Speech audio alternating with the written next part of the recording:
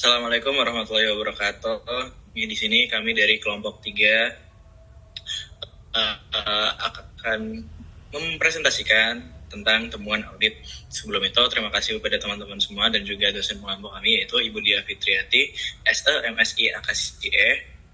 Juga saya sekarang akan memperkenalkan anggota kelompok kami. Next. Ya, di anggota kelompok kami sendiri ada saya sendiri, Hanif Farsadi, juga ada Alifa Mutia Putri, ada Angelina Agnesia Wawan, juga Anggi Indah Purnama Putri, ada juga Kinanti Restu Himawati, dan juga Dida Ankopia. Untuk materi pertama, saya serahkan kepada presentator.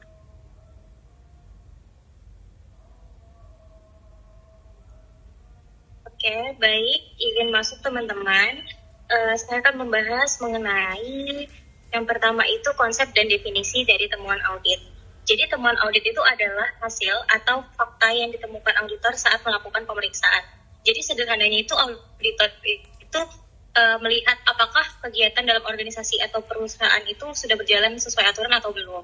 Jadi temuan audit itu muncul ketika auditor itu menemukan adanya perbedaan antara kondisi yang terjadi di lapangan dengan aturan atau standar yang seharusnya berlaku. Misalnya ada prosedur yang tidak dijalankan, pencatatan yang salah, atau pengawasan yang kurang baik, seperti itu. Tapi perlu dipahami bahwa temuan audit itu tidak selalu berarti kesalahan besar atau hal negatif. Jadi kadang temuan audit itu hanya menunjukkan bahwa ada bagian yang memang perlu dibaiki. Jadi supaya pekerjaan-pekerjaan itu lebih efektif dan teratur. Dalam audit sendiri itu biasanya ada beberapa unsur penting. Dengan melihat unsur-unsur tersebut, auditor itu bisa memberikan penjelasan yang jelas tentang masalah yang ditemukan serta memberikan solusi atau rekomendasi perbaikan. Jadi bisa disimpulkan bahwa temuan audit itu berfungsi untuk membantu organisasi memperbaiki sistem kerja, meningkatkan pengawasan, dan mencegah kesalahan yang sama itu terjadi kembali. Bisa dilanjut lagi. Jadi untuk materi selanjutnya itu membahas mengenai jenis temuan audit. Nah, jadi jenis temuan audit itu adalah cara auditor untuk mengelompokkan masalah berdasarkan karakteristiknya. Jadi tujuannya itu agar auditor itu dan manajemen lebih mudah memahami sumber masalahnya, terus dampaknya apa, dan perbaikan yang perlu dilakukan itu seperti apa. Untuk temuannya itu ada 5 jenis. Yang pertama, itu temuan ketidakpatuhan. Jadi temuan ini tuh terjadi ketika kegiatan organisasi itu tidak sesuai dengan aturan, kebijakan, atau prosedur yang berlaku. Contohnya kayak perusahaan mewajibkan setiap pengeluaran kas harus disetujui atasan, tetapi ternyata ada pembayaran yang dilakukan tanpa persetujuan. Nah, ini disebut ketidakpatuhan karena aturan yang tidak dijalankan dengan benar. Yang kedua, ada temuan kelemahan pengendalian internal. Nah, temuan ini tuh muncul ketika sistem pengawasan dalam organisasi itu belum berjalan dengan baik. Contohnya, satu pegawai menerima pembayaran dari pelanggan sekaligus mencatat transaksi tersebut sendiri tanpa adanya pengecekan dari orang lain. Nah, ini beresiko karena bisa menimbulkan kesalahan atau penyalahgunaan di dalam perusahaan tersebut. Yang ketiga, itu temuan kesalahan operasional atau administratif. Nah, temuan ini itu berkaitan dengan kesalahan dalam pelaksanaan kerja atau pencatatan administrasi. Contohnya kayak jumlah barang di gudang berbeda dengan data yang ada di sistem karena ada salah input gitu. Nah, meskipun emang terlihat kecil, tapi kesalahan-kesalahan seperti ini tuh bisa mempengaruhi laporan dan keputusan perusahaan itu sendiri. Yang keempat, ada temuan inefisiensi dan ketidakefektifan. Nah, temuan ini itu menunjukkan bahwa pekerjaan belum dilakukan secara optimal. Contohnya kayak proses pembelian barang harus melewati terlalu banyak tahap manual sehingga menjadi lambat dan membuang-buang waktu dan tenaga dari karyawan tersebut. Terus yang kelima itu temuan resiko atau potensi kerugian. Nah, untuk temuan ini itu menunjukkan adanya kondisi yang belum menjadi masalah sekarang, tapi sebenarnya bisa menimbulkan kerugian di masa depan. Contohnya kayak perusahaan yang tidak melakukan pencadangan data secara rutin. Jadi kalau misalnya sistemnya itu rusak, data-data penting yang ada di perusahaan itu bisa hilang gitu. Selanjutnya, materi itu mengenai bentuk temuan audit. Bisa di next. Nah, bentuk temuan audit itu adalah wujud nyata dari masalah yang ditemukan auditor. Jadi bentuk ini itu membantu menjelaskan bagaimana masalah itu terjadi dalam aktivitas organisasi. bisa di next di slide selanjutnya. Oke. Jadi untuk temuan audit itu ada 5 bentuknya. Yang pertama itu adalah tindakan yang seharusnya dilakukan tetapi tidak dilaksanakan. Jadi bentuk ini itu terjadi ketika ada prosedur yang wajib dilakukan tetapi tidak dijalankan. Contohnya kayak rekonsiliasi bank yang seharusnya dilakukan setiap bulan tapi ternyata tidak dilakukan. Akibatnya kan selisih pencatatan yang tidak segera diketahui itu bisa menumpuk, terus kayak perlu mengulang-ulang lagi rekonsiliasi bank yang sebelum-sebelumnya gitu. Yang kedua itu ada tindakan yang dilarang tapi tetap dilakukan. Nah untuk bentuk ini itu terjadi karena aturan itu sudah melarang suatu tindakan tetapi tindakan itu tetap dilakukan. Contohnya kayak kendaraan operasional tapi dipakai untuk kepentingan pribadi tanpa izin perusahaan. Nah ini menunjukkan pelanggaran terhadap kebijakan perusahaan itu sendiri. Yang ketiga itu bentuknya tindakan dilaksanakan tetapi tidak tepat atau salah. Bentuknya itu kayak ketika kegiatannya itu sebenarnya sudah dilakukan tapi caranya itu salah atau tidak sesuai dengan prosedur. Nah contohnya itu kayak pembayaran gaji sudah dilakukan tetapi ternyata perhitungan lemburnya itu masih memakai aturan lama sehingga jumlahnya itu tidak sesuai. Untuk yang keempat itu bentuknya sistem atau prosedur yang tidak memadai. Nah bentuk ini itu terjadi ketika sistem yang digunakan organisasi itu belum cukup baik untuk mencegah kesalahan. Jadi misalnya contohnya nih kayak ada sistem absensi yang masih manual, padahal itu tuh bisa membuat kesalahan-kesalahan yang kayak titik absen kayak gitu. Jadi karena masih menggunakan tanda tangan itu tidak efektif lah bagi perusahaan. Jadi, sistem atau prosedurnya itu tidak memadai sebenarnya di kondisi saat ini gitu. Terus yang kelima itu ada bentuknya itu kondisinya itu yang menunjukkan exposure resiko. Jadi bentuk ini tuh sebenarnya menunjukkan adanya kondisi yang berpotensi masalah di kemudian hari gitu. Contohnya yang misalnya ada hanya satu pegawai yang mengetahui password sistem keuangan. Jadi jika pegawai tersebut itu tidak hadir maka pekerjaan itu bisa terganggu. Mungkin itu saja materi dari saya. Bisa dilanjutkan oleh presentator selanjutnya. Baik, materi yang selanjutnya adalah karakteristik temuan audit yang baik.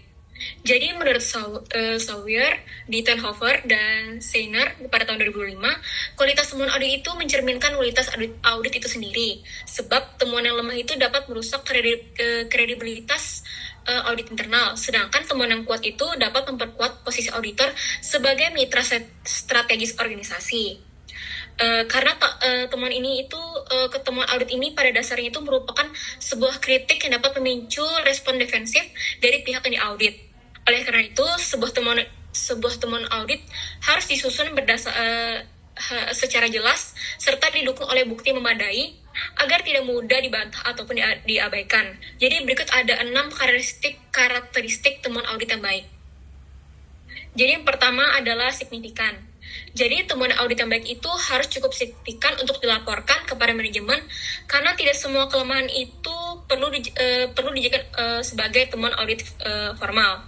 Nah, jadi biasanya temuan yang bersifat kecil ataupun tidak berdampak material itu biasanya cukup dikomunikasikan secara informal saja ataupun dicatat dalam kertas kerja tanpa perlu masuk laporan resmi. Nah, jadi di sini ada 3 tingkat signifikansi temuan audit yang umumnya dibedakan menjadi 3 kategori. Jadi yang pertama tuh ada tidak signifikan, di mana kesalahan kecil yang dialami oleh sebuah organisasi, kesalahan kecil tersebut itu tidak memerlukan tindakan yang formal. Kemudian kedua ada minor, di mana ini adalah sebuah kesalahan kecil, di mana biasanya kesalahan itu perlu dilaporkan karena jika dibiarkan saja akan berkembang dan merugikan dan biasanya dimuat dalam manajemen letter. Yang terakhir adalah kategori besar, di mana kesalahan signifikansi ini dapat menghalangi pencapaian tujuan utama organisasi sehingga wajib dilaporkan secara formal. Kemudian kedua ada berbasis fakta dan terdokumentasi dengan baik. Jadi temuan audit baik itu harus didasarkan pada fakta serta didukung oleh bukti memadai, kompeten, serta relevan. Jadi temuan audit di sini tuh bukan hanya sekedar opini ataupun asumsi. Oleh karenanya, temuan audit itu merupakan sebuah bentuk kritik yang dapat memicu sanggahan oleh pihak yang diaudit. Sehingga temuan yang kita dapat itu harus dapat bertahan dari pertanyaan kritis yang dilontarkan oleh pihak yang diaudit. Kemudian menurut IAA, yaitu Institute of Internal Auditors, seorang auditor itu bertanggung jawab menyediakan bukti. Jadi bukti itu bukan disediakan oleh klien, tapi disediakan oleh auditor. Sehingga temuan yang belum terbukti secara objektif tidak dapat dilaporkan. Nah, kemudian fakta yang menjadi dasar temuan itu juga harus disepakati terlebih dahulu dengan klien sebelum dikomunikasikan secara formal. Kemudian ketiga ada objektif, di mana objektivitas temuan audit itu harus bersifat faktual, tidak bias dan bebas dari namanya itu distorsi. Jadi di sini ada dua jenis objektivitas.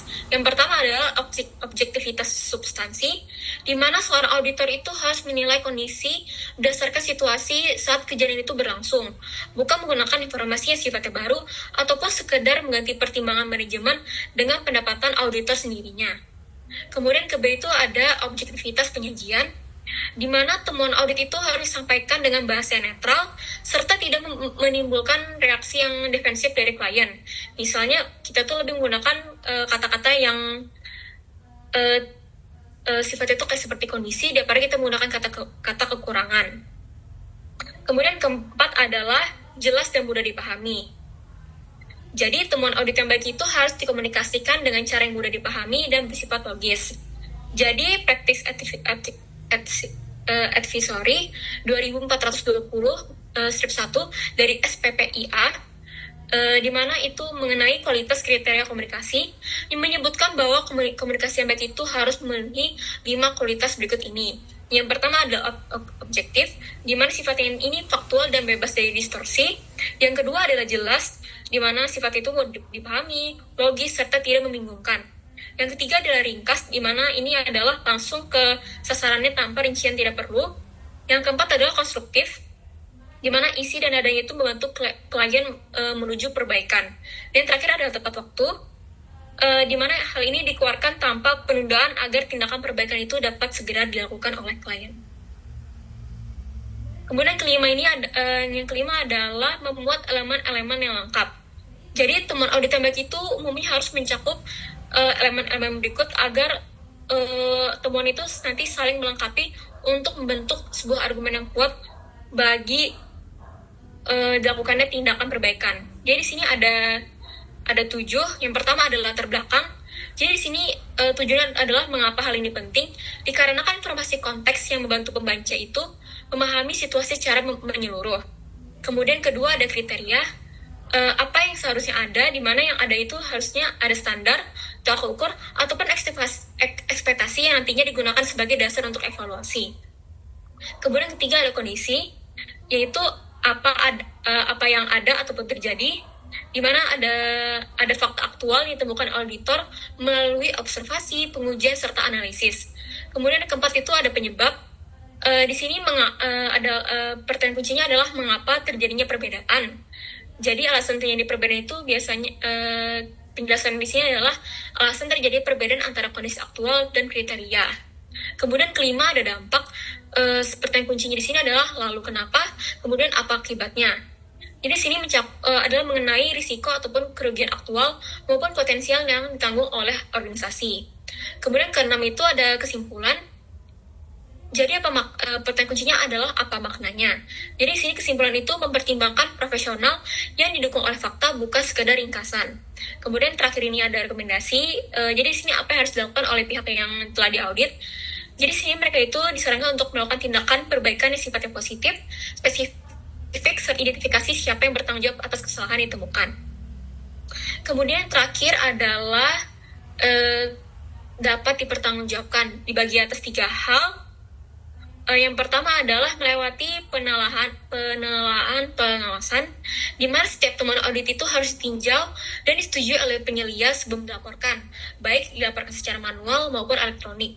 Kemudian B adalah dibahas dengan klien sebelum dilaporkan. Nah, jadi di sini temuan audit itu sebaiknya dibahas terlebih dahulu dengan manajemen agar tercapainya kesepakatan mengenai fakta dan tindakan perbaikan sebelum laporan diterbitkan. Kemudian yang C adalah tindak lanjut yang memadai. Di sini auditor internal itu harus memastikan tindakan perbaikan telah dilaksanakan secara efektif, lengkap, berkelanjutan, dan mampu mencegah terulangnya masalah serupa sesuai dengan standar yang ditetapkan oleh Institute of Internal Auditors. Materi selanjutnya akan dijelaskan oleh rekan saya. Terima kasih. Oke, materi selanjutnya membahas mengenai unsur temuan model 4C, yang dimana unsur pertama itu adalah kriteria. Nah, secara sederhana, kriteria adalah tolak ukur atau standar yang valid mengenai apa yang seharusnya terjadi dalam suatu operasi, prosedur, atau pencapaian tujuan organisasi.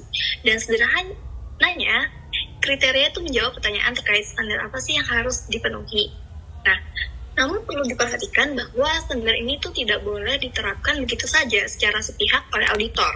Validitasnya itu harus dievaluasi terlebih dahulu apakah standar tersebut wajar dan relevan dengan sasaran perusahaan yang sedang diaudit. Jangan sampai kita menggunakan tolak ukur yang tidak sesuai konteks. Kemudian lebih jauhnya lagi ada prinsip utama yang sangat penting. Di sini yaitu kriteria wajib dikomunikasikan dan disepakati bersama auditi sebelum audit lapangan dimulai. Kenapa? Karena jika kriteria itu tidak disepakati di awal, maka auditi itu bisa saja mempermasalahkan standar yang digunakan di akhir proses, dan ini akan menimbulkan perselisihan interpretasi yang membuang waktu dan energi semua pihak. Dan hal ini sejalan dengan pernyataan Sawyer, yaitu menilai operasi tanpa kriteria ibarat menilai patung dengan mata tertutup. Jadi tanpa kriteria yang jelas dan disepakati, hasil audit itu tidak akan memiliki dasar yang kuat dan bisa dipertanyakan objektivitasnya. Kemudian unsur kedua adalah kondisi. Nah, jika kriteria adalah apa yang seharusnya terjadi, maka kondisi adalah apa yang benar-benar terjadi di lapangan. Dan kondisi merupakan fakta aktual yang ditemukan oleh auditor melalui observasi langsung, pengujian empiris, maupun investigasi mendalam selama proses audit berlangsung. Nah, agar kondisi yang dilaporkan ini dapat dipercaya, dia tuh harus didukung oleh bukti fisik yang kompeten, memadai, dan relevan. Atau dengan kata lain, itu berbasis data yang kuat. Dan auditor itu tidak boleh hanya mengandalkan kesan atau asumsi, melainkan harus dapat menunjukkan bukti yang nyata dan dapat dipercaya. Satu hal yang perlu dipahami dengan baik itu adalah kesimpulan audit boleh saja diperdebatkan oleh auditi. Itu wajar dan merupakan bagian dari proses dialogis dalam audit. Namun, fakta empiris yang ditemukan itu harus sepenuhnya diakui dan disepakati oleh auditi. Mungkin next slide selanjutnya. Next. Oke. Lalu di sini ada unsur ketiga, yaitu penyebab atau cause. Di sini ada auditor harus bekerja jauh lebih dalam dari sekedar mencatat bahwa ada masalah. Dan auditor perlu melakukan analisis sistematis untuk menemukan mengapa kondisi yang ada tidak sesuai dengan kriteria yang sudah ditetapkan. Dan ini bukan pekerjaan yang bisa dilakukan secara dangkal gitu. Jadi perlu investigasi mendalam, menggunakan metode statistik, terus wawancara lintas unit atau organisasi, dan pemahaman yang kuat terhadap proses manajerial untuk bisa menemukan akar masalah yang sesungguhnya. Bukan hanya red flag atau gejalanya gitu. Dan salah satu peringatan penting dalam unsur ini adalah menghindari apa yang disebut window dressing atau polesan semata gitu. Maksudnya jika rekomendasi yang diberikan hanya menyentuh permukaan masalah, misalnya hanya memperbaiki gejala tanpa menyentuh akar penyebabnya gitu. Jadi bisa dipastikan temuan yang sama akan muncul kembali pada audit berikutnya. Oleh karena itu yang harus dicapai adalah resolusi tuntas, yaitu solusi yang benar-benar komprehensif, yang logis, menjawab akar kegagalan mengapa kondisi itu tidak memenuhi kriteria, dan auditor harus mengidentifikasi proses mitigasi yang paling tepat dan menguji penyebab mendasar dari setiap penyimpangan secara tuntas, sehingga rekomendasi yang diberikan itu benar-benar memperbaiki situasi dari dalam. Dan unsur yang terakhir adalah akibat. Akibat itu dampak yang nyata yang terjadi gitu, atau berpotensi terjadi, atau akibat adanya kesenjangan antara kondisi dan kriteria. Nah, yang membedakan laporan audit yang baik dari yang biasa-biasa itu adalah kemampuan auditor untuk mengkuantifikasi kerugian secara empiris, sehingga tidak ada lagi ruang atau ambiguitas atau interpretasi yang kabur. Nah, sebagai contoh yang nyata dalam slide ini adalah investigasi terhadap sampel meteran air. Jadi ditemukan bahwa kerusakan yang dibiarkan telah menyebabkan hilangnya pendapatan sekitar $2 juta setiap tahunnya. Angka konkret ini tuh yang membuat laporan audit itu menjadi bukan sekadar daftar masalah yang terasa abstrak gitu. Jadi ada bukti finansial yang tidak bisa diabaikan. Dan tujuannya dari unsur ini adalah memberikan efek kejut yang meyakinkan manajemen puncak bahwa membiarkan kondisi ini itu terus berlanjut jauh lebih mahal daripada biaya untuk memperbaikinya. Dan inilah argumen yang bisa disampaikan oleh auditor ketika manajemen menyadari bahwa tidak bertindak justru merugikan organisasi secara signifikan. Makanya rekomendasi auditor itu akan jauh lebih mudah diterima dan ditindaklanjuti. Itu saja dari saya. Mungkin dilanjutkan oleh presentator selanjutnya. Baik, kita masuk ke materi selanjutnya, yaitu pengembangan temuan audit. Jadi teman-teman, pengembangan temuan audit itu merupakan proses sistematis dalam mengolah fakta-fakta yang ditemukan di lapangan menjadi temuan yang signifikan, terdokumentasi, dan dapat dipertanggungjawabkan. Nah, proses ini itu membutuhkan keahlian dan pertimbangan profesional yang matang, sebab tidak semua penyimpangan yang ditemukan itu otomatis menjadi temuan yang layak dilaporkan. Nah, proses pengembangan temuan audit itu dapat dimulai dengan mengumpulkan fakta melalui observasi, pengajuan pertanyaan, analisis, verifikasi, dan investigasi. Nah, fakta-fakta yang dikumpulkan itu harus memadai, kompeten, dan relevan, sehingga kondisi yang ditemukan itu bisa didukung oleh bukti agar validitasnya itu dapat dipertahankan.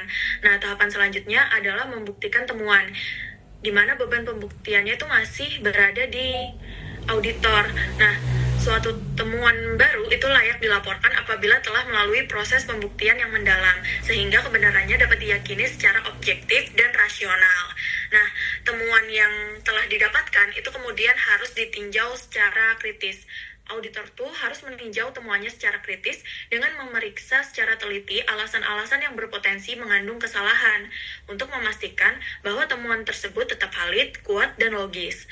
Nah, sebelum temuan itu dilaporkan secara formal, auditor tuh wajib membahasnya terlebih dahulu dengan pihak yang paling mengetahui fakta di lapangan. Nah, untuk memverifikasi bahwa tidak ada kekeliruan interpretasi dan bahwa temuan yang didapatkan itu benar-benar dapat dipertahankan. Nah, untuk memastikan semua elemen temuan itu telah dipertimbangkan secara menyeluruh, auditor internal itu perlu mengadakan suatu bentuk laporan pencatatan temuan agar mereka tetap dapat menelusurinya. Nah, laporan tersebut itu berfungsi sebagai sarana bagi penyelia audit guna memastikan semua langkah yang diperlukan untuk menghasilkan temuan yang dikembangkan itu telah diambil dengan baik. Nah, dalam mengembangkan temuan, auditor itu harus bersikap adil dan realistis terhadap keputusan manajemen. Auditor itu tidak boleh mengkritik suatu kebijakan hanya karena tidak setuju atau karena memiliki informasi baru yang pada saat pengambilan keputusan manajemen itu belum tersedia. Boleh next? Nah, dalam praktik audit internal, tidak semua kelemahan yang ditemukan auditor tuh perlu dilaporkan secara formal. Temuan yang layak dilaporkan idealnya cukup signifikan agar layak dilaporkan ke manajemen. Didokumentasikan dengan fakta, bukan opini, dibuat secara objektif tanpa bias, relevan dengan masalah yang ada, serta cukup meyakinkan untuk mendorong dilakukannya tindakan perbaikan. Nah, untuk menentukan apakah temuan cukup signifikan untuk dilaporkan, auditor tuh perlu memproyeksi bagaimana kelemahan tersebut akan diperhatikan oleh orang yang memiliki sifat wajar dan berhati-hati pada kondisi serupa. Nah, seperti yang dijelaskan Angel tadi, umumnya temuan-temuan audit itu dapat diklasifikasikan menjadi tidak signifikan, temuan kecil, dan temuan besar. Nah, yang pertama, temuan tidak signifikan. Ini adalah kesalahan klerikal yang tidak memerlukan tindakan formal. Nah, meskipun demikian, tindakan yang dapat dilakukan auditor jika menemukan ini adalah yang pertama, masalah yang tidak signifikan itu sebaiknya tetap didiskusikan dengan orang yang bertanggung jawab. Yang kedua, melihat apakah situasi tersebut telah diperbaiki. Yang ketiga, mencatat hal tersebut dalam kertas kerja. Dan yang keempat, tidak memasukkan penyimpangan kecil tersebut ke dalam laporan audit internal. Nah, misalnya, seperti tidak diambilnya beberapa diskon pembelian acak oleh pegawai utang usaha itu dianggap kesalahan yang tidak signifikan. Nah, tetapi bukan berarti kesalahan klerikal yang bersifat acak dan tidak pernah dilaporkan. Tetapi bukan berarti kesalahan klerikal yang bersifat acak itu tidak pernah dilaporkan. Nah, jika kesalahan-kesalahan tersebut merupakan gejala-gejala dari masalah-masalah yang lebih besar, hal tersebut bisa aja dilaporkan kepada manajemen. Nah, yang kedua ada temuan kecil. Nah, ini tuh merujuk pada kelemahan sistemik yang bukan sekedar kesalahan administrasi acak sehingga perlu dilaporkan. Nah, jika tidak diperbaiki, maka hal ini dapat berlanjut sehingga dapat merugikan perusahaan. Nah, beberapa temuan kecil itu lebih baik dilaporkan dalam surat kepada manajemen daripada dalam laporan audit resmi. Misalnya, seperti penyimpangan praktik bisnis, kayak pencampur adukan kas kecil. Nah, yang ketiga itu adalah temuan besar. Ini adalah temuan yang berpotensi menghalangi pencapaian tujuan strategis organisasi atau unit di dalamnya. Misalnya, kelemahan pada sistem pengendalian utang usaha yang memicu terjadinya kesalahan pembayaran material.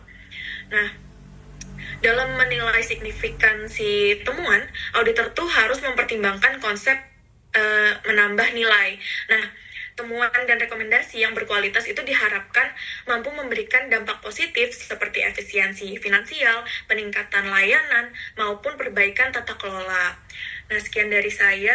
Materi selanjutnya akan dilanjutkan oleh presentator berikutnya. Materi selanjutnya yaitu penyusunan rekomendasi audit. Jadi rekomendasi itu merupakan jembatan konstruktif menghubungkan evaluasi masa lalu dengan perbaikan masa depan. Penyusunan skala perbaikan itu tidak boleh dilakukan secara sepihak atau didasarkan pada asumsi teoritis yang kaku, melainkan harus memenuhi standar profesional yang tinggi agar dapat diterapkan secara nyata oleh entitas.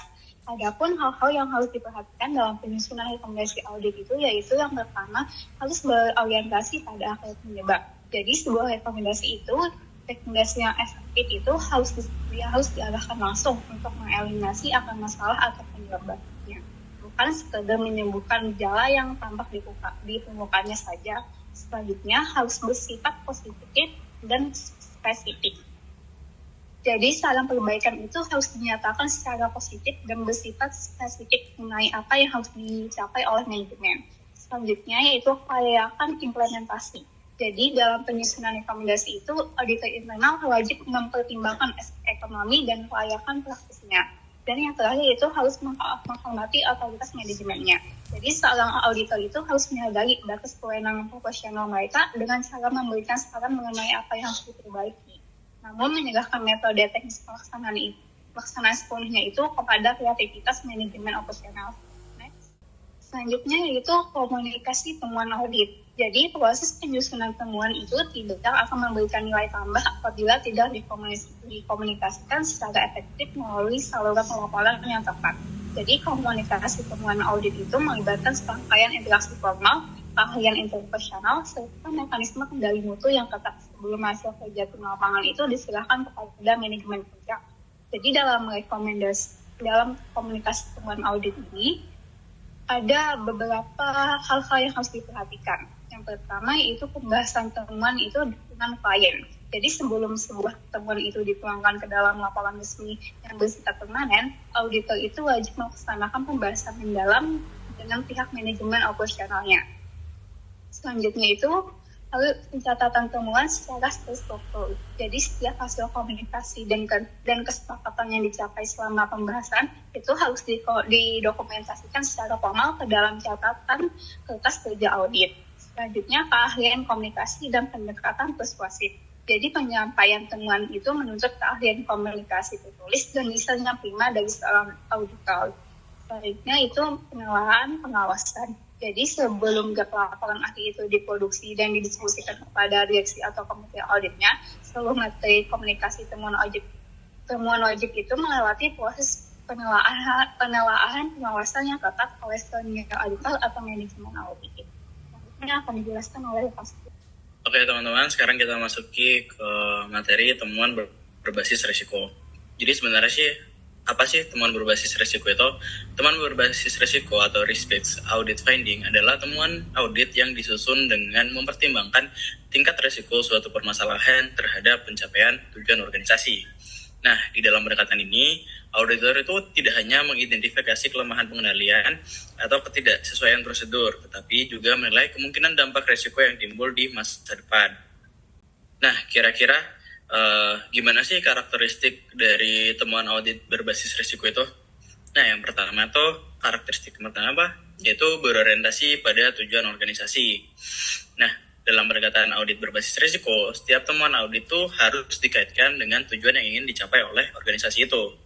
Nah, auditor ini tidak hanya melaporkan adanya kelemahan pengendalian ataupun ketidakpatuhan terhadap prosedur, tetapi di temuan itu menjelaskan bagaimana sih kelemahan tersebut dapat mempengaruhi pencapaian tujuan strategis operasional, pelaporan, maupun kepatuhan organisasi. Nah, dengan demikian, manajemen dapat memahami relevansi suatu temuan terhadap keberhasilan organisasi secara keseluruhan. Pendekatan ini tuh berbeda dengan pendekatan audit tradisional yang cenderung berfokus pada pelanggaran prosedurnya. Nah, di audit ini tuh satu kelemahan itu dianggap penting apabila menyebabkan potensi menghambat pencapaian suatu organisasi. Misalnya kayak keterlambatan pembaruan sistem keamanan informasi itu bukan hanya merupakan pelanggaran terhadap kebijakan teknologi informasi, tetapi dapat mengancam keberlangsungan operasional perusahaannya sendiri. Nah, seperti itu. Yang kedua, ada menilai resiko dan juga dampak resiko.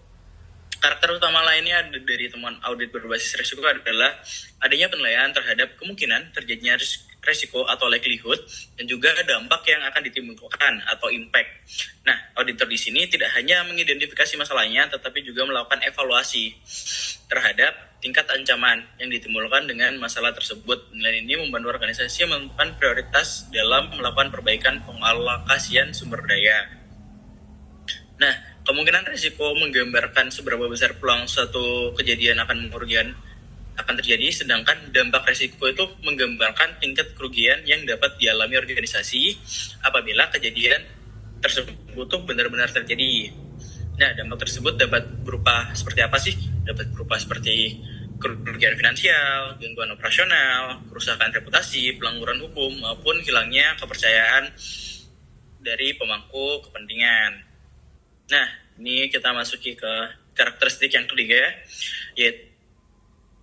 yaitu fokus pada masa depan. Nah, temuan audit berbasis risiko ini memiliki orientasi yang lebih luas dibandingkan audit konvensional, karena tidak hanya menjelaskan kondisi yang terjadi saat ini, tetapi memperkirakan konsekuensi yang akan muncul di masa depannya gimana. Auditor berusaha memberikan gambaran mengenai potensi risiko yang mungkin berkembang apabila kelemahan yang ditemukan tidak segera ditangani oleh manajemennya. Jadi pendekatan ini itu menjadikan audit internal sebagai alat yang bersifat preventif, bukan sekedar detektif.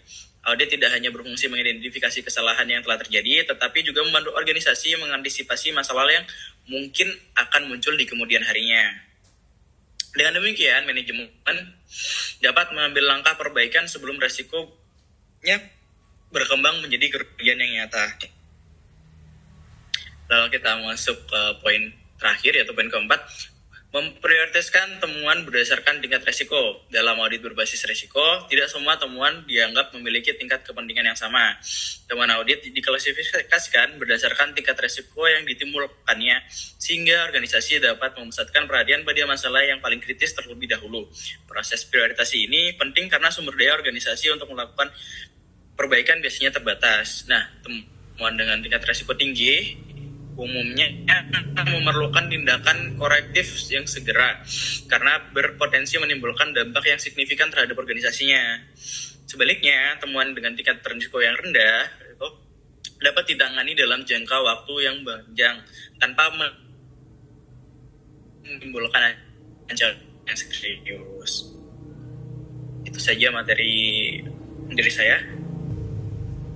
Ya teman-teman, ini akhirnya kita mencapai di kesimpulan. Sebenarnya apa sih kesimpulan dari temuan audit ini? Jadi temuan audit adalah investigasi auditor atas kondisi atau penyimpangan organisasi dengan membandingkan kondisi aktual dan kriteria yang ditetapkan. Temuan ini menjadi dasar perbaikan manajemen dan juga harus objektif, berbasis fakta, jelas, signifikan, serta didukung bukti yang memadai. Temuan audit dapat berupa ketidakpatuhan prosedur, kelemahan pengendalian internal, kesalahan operasional, maupun potensi resiko. Penyusunan umumnya menggunakan model 4C, yaitu kriteria, kondisi, penyebab, dan juga akibat, agar masalah dapat dijelaskan secara sistematis. Dalam audit berbasis risiko, auditor tidak hanya melihat kesalahan, tetapi juga menilai kemungkinan dan dampak risiko terhadap tujuan organisasi. Karena itu, temuan audit harus menghasilkan rekomendasi yang realistis dan bermanfaat bagi peningkatan pelayanan.